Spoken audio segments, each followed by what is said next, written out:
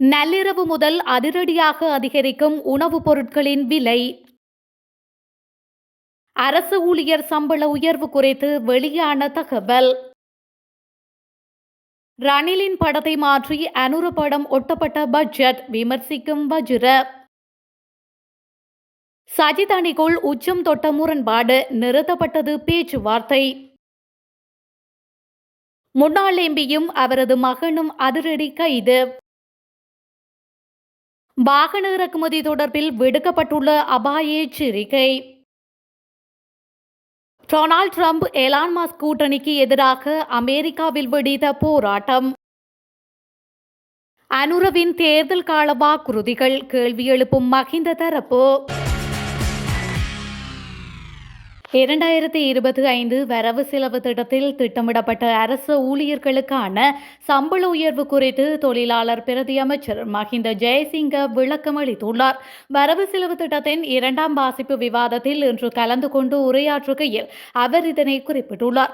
அதன்போது அரசு ஊழியர் சம்பள அதிகரிப்பு தொடர்பாக சிலர் பொதுமக்களை தவறாக வழிநடத்துவதாக கூறியுள்ளார். இந்த நிலையில் சம்பந்தப்பட்ட சம்பள அதிகரிப்புடன் அரசு சேவையின் மிக குறைந்த மட்டத்தில் உள்ள PL1 பிரிவின் குறைந்தபட்ச சம்பளம் ரூபாய் 5,975 அதிகரிக்கும் என்று பிரதியமைச்சர் சுட்டிக்காட்டியுள்ளார். அதன்படி கிராம உத்தியோகத்தர்கள் மற்றும் மருத்துவர்களின் சம்பளம் எவ்வாறு திருத்தப்படுவதாக தெரிவித்த பிரதியமைச்சர் ஏப்ரல் 1ஆம் தேதி முதல் மொத்த சம்பள உயர்வில் இருந்து 7,500 ரூபாவும் மீதமுள்ள தொகையில் 30% தொகையும் அனைத்து அரசு ஊழியர்களின் அடிப்படை சம்பளத்தில் சேர்க்கப்படும் என அவர் மேலும் தெரிவித்துள்ளார். அகில இலங்கை உணவகம் மற்றும் உணவக உரிமையாளர்கள் சங்கம் இன்று நள்ளிரவு முதல் அனைத்து சிற்றுண்டிச்சாலை மற்றும் ஹோட்டல் உணவுப் பொருட்களின் விலையை உயர்த்த முடிவு செய்துள்ளது. தேநீர் ஒன்றின் விலை 5 ரூபாவினாலும், பால் தேநீர் ஒன்றின் விலை 10 ரூபாவினாலும், ஃப்ரைட் ரைஸ் மற்றும் கொத்து விலை 30 ரூபாவாலும், சாட்டேட்ஸ் விலை 10 ரூபாவாலும் அதிகரிக்கும் என்று சங்க தவிசாளர் கர்ஷனா ருக்ஷன் தெரிவித்துள்ளார். அண்மையில் தாக்கல் செய்யப்பட்ட வரவு செலவு திட்டத்தில் உணவக உரிமையாளர்களுக்கு எந்த சலுகைகளும் வழங்கப்படவில்லை என்று அவர் ஊடகங்களுக்கு குறிப்பிட்டுள்ளார். உணவகங்களுக்கு தேவையான முக்கிய பொருட்கள் அனைத்தும் விலை அதிகரிக்கும் போது அந்த பொருட்களின் விலைகளை குறைக்குமாறு தாங்கள் ஜனாதிபதியிடம் கோரவில்லை என சுட்டிக்காட்டிய அவர், துரதிருஷ்டவசமாக நாட்டில் உள்ள உணவகங்கள் மற்றும் உணவகங்களை பாதுகாப்பதற்கு எந்த ஆதரவும் வழங்கப்படவில்லை என்றும் தெரிவித்துள்ளார்.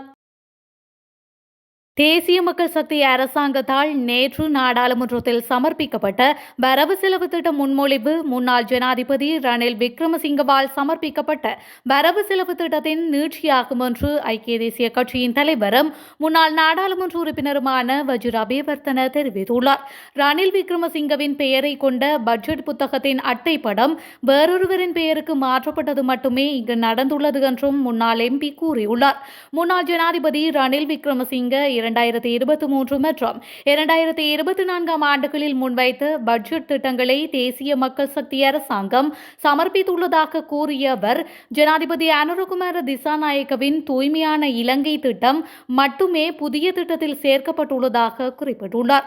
இந்த ஆண்டு பட்ஜெட்டில் புதிய திட்டத்தை முன்வைக்கும் அளவுக்கு திசை காட்டிய அரசாங்கத்தின் தலைவர்களுக்கு போதுமான அறிவு இல்லை என்பதை காட்டுகின்றது என்றும் அவர் கூறியுள்ளார்.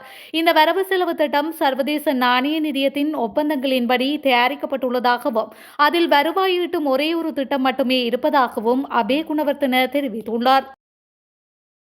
ஐக்கிய மக்கள் சக்திக்குள் வெடித்துள்ள உள்வீட்டு நெருக்கடிகள் காரணமாக ஐக்கிய தேசிய கட்சியுடனான கலந்துரையாடல்கள் தடைப்பட்டுள்ளதாக தகவல்கள் தெரிவிக்கின்றன. எதிர்வரும் தேர்தல்களில் ஐக்கிய தேசிய கட்சியும் ஐக்கிய மக்கள் சக்தியும் இணைந்து போட்டியிடுவது குறித்து பேச்சுவார்த்தைகள் அண்மையில் தொடங்கின. அதன்படி பல சுற்று பேச்சுவார்த்தைகள் நடத்தப்பட்ட போதிலும் அந்த பேச்சு தற்போது நிறுத்தப்பட்டுள்ளதாக தெரிவிக்கப்படுகின்றது. இருப்பினும் பேச்சுவார்த்தைகளிலிருந்து தங்கள் கட்சி இன்னும் விலகவில்லை என்று ஐக்கிய தேசிய கட்சி தெரிவித்துள்ளது. இதற்கிடையில் ஐக்கிய மக்கள் சக்தியின் தேசிய அமைப்பாளர் திஸ்ஸா தநாயக்கவும் சமீபத்தில் இரு கட்சிகளுக்கும் இடையே நடைபெற்று வரும் பேச்சுவார்த்தைகளில் இருந்து விலகிக் கொள்வதாக அறிவித்திருந்தார். தனது கட்சிக்குள் ஏற்பட்டுள்ள உள் நெருக்கடிகள் காரணமாக இந்த பேச்சில் இருந்து விலகுவதாக அவர் கூறியிருந்தமை குறிப்பிடத்தக்கது. தற்போதைய நடைமுறையில் வாகன இறக்குமதி அபாயகரமானது என நாடாளுமன்ற உறுப்பினர் ஹர்ஷடி சில்வா தெரிவித்துள்ளார். வரவு செலவு திட்டத்தின் 2ஆம் வாசிப்பு மீதான விவாதத்தில் இன்று கலந்து கொண்டு உரையாற்றும் போதே அவர் இந்த விடயத்தினை கூறியுள்ளார். அவர் மேலும் கூறுகையில், மொத்த உள்நாட்டு உற்பத்தியில் 1.6% வரியை அதிகரிக்க வேண்டும். இதற்கு மோட்டார் வாகனங்கள் இறக்குமதி செய்வதே பிரதான பங்களிப்பு என ஜனாதிபதி நேற்று தெரிவித்தார். அது எப்படி என நான் தேடி பார்த்தபோது வரியில் வாகன இறக்குமதியில் இருந்து வருகின்றது. எனவே வாகனங்களை இறக்குமதி செய்வது மிகவும் ஆபத்தானது. ஏனெனில் வரியுடன் மிக பெரும் தொகையை செலுத்தி இலங்கையில் வாகனங்களை கொண்டு வரும் அளவிற்கு செல்வந்தர்கள் இருப்பதாக நான் நினைக்கவில்லை என குறிப்பிட்டுள்ளார்.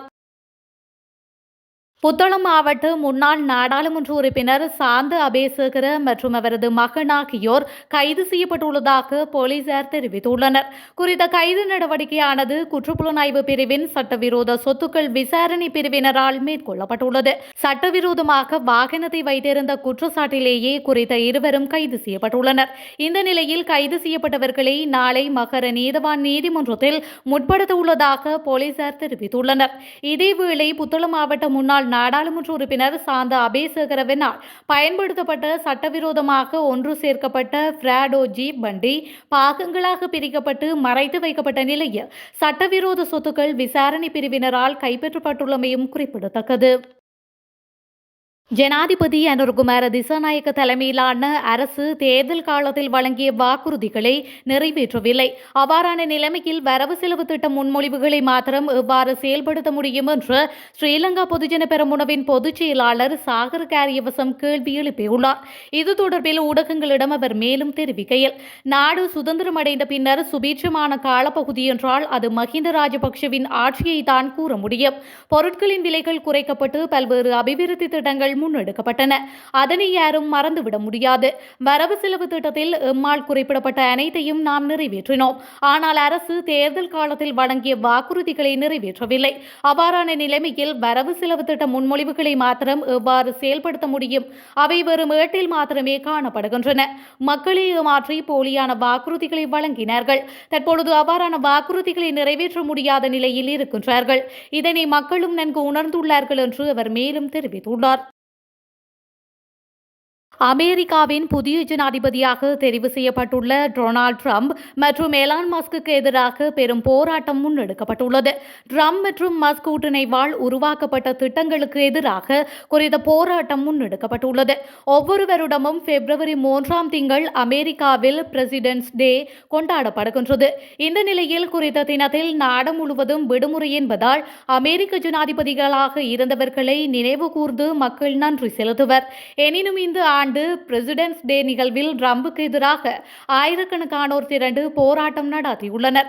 50,501 இயக்கத்தை சேர்ந்தவர்களால் குறித்த போராட்டம் முன்னெடுக்கப்பட்டுள்ளது. இந்த இயக்கத்துக்கு 50 ஆர்ப்பாட்டங்கள், 50 மாநிலங்கள் ஒரு இயக்கம் என்று பொருள். கடும் பனிப்பொழிவுக்கு மத்தியில் வாஷிங்டனில் உள்ள நாடாளுமன்ற கட்டிடத்திற்கு வெளியே நூற்றுக்கணக்கான போராட்டக்காரர்கள் ட்ரம்புக்கு எதிராக முழக்கங்களை எழுப்பியிருந்தனர். மேலும் புளோரிடா மற்றும் கலிபோர்னியா மாகாணங்களிலும் பெரிய அளவிலான போராட்டம் நடைபெற்றதாக கூறப்படுகின்றது.